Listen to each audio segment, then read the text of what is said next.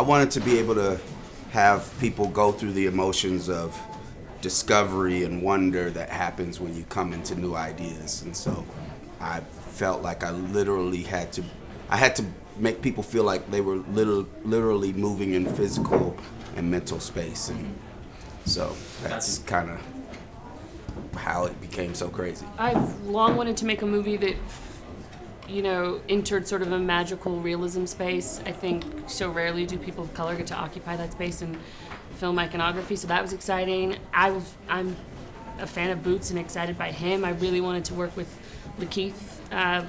We got to work together a little bit on Selma, but not really. There were so many things that were compelling about the project to me. Well, we swore before we started this thing to speak only in heightened language. So if I may advance in your direction, sir.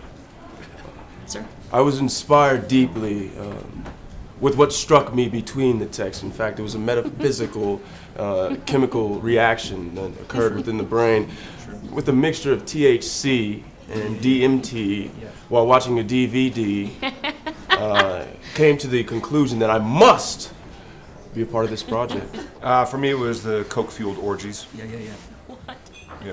So my character Steve Lift is sort of like the example of what unchecked, like mass scale, not consumerism, but like capitalism over the value of human life or the value of like the independent human or anything like that.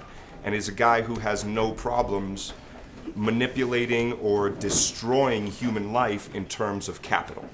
Everyone kind of has their own truth too, and the thing that's magical about how Squeeze operated in this space was there was no need necessarily for him to be a literal figurehead agent of change. You can do it undercover too. You can do it laying low. You can make change underneath the stream as well. Sometimes there's this idea, particularly if you want to tackle topics in film, that it has to be like medicine. And it doesn't have to be.